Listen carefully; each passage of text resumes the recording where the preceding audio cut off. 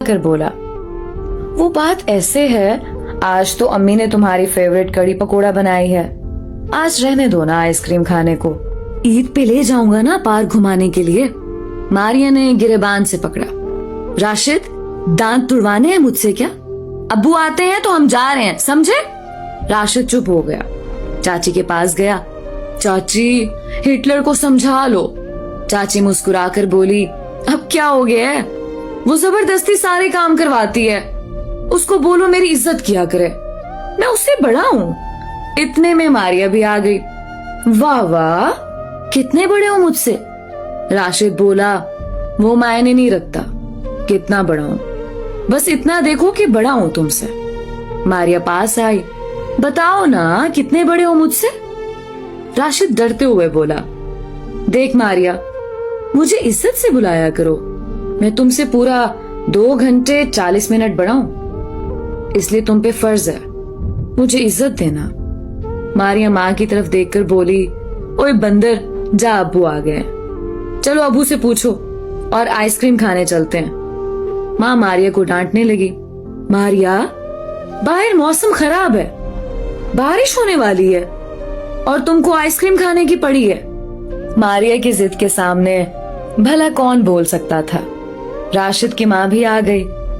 राशिद, जाओ ले जाओ मेरी बच्ची को, तेरे अब्बू आ गए हैं। मारिया बहुत लाडली भी थी। अब्बू से काफी बातें सुनने के बाद आखिर अब्बू मान गए। अच्छा जाओ और जल्दी आना। राशिद ने बाइक स्टार्ट की। चल आजा अब। मारिया बाइक पे बैठी। चलो।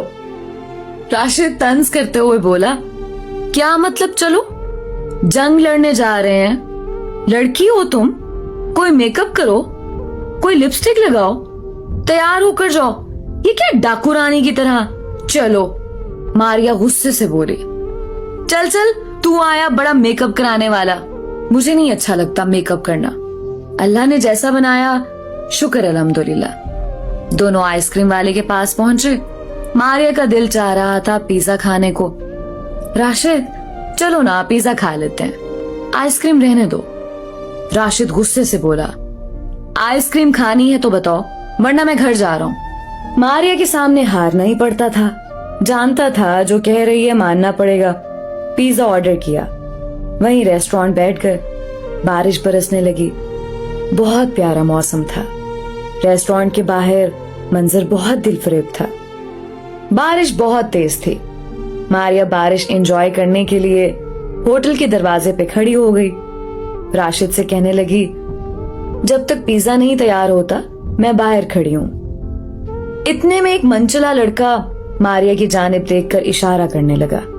मारिया ने इग्नोर कर दिया।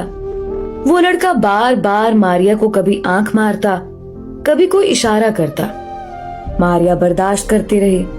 वो लड़का पास आया, मारिया के हाथ में एक कागज थमा दिया।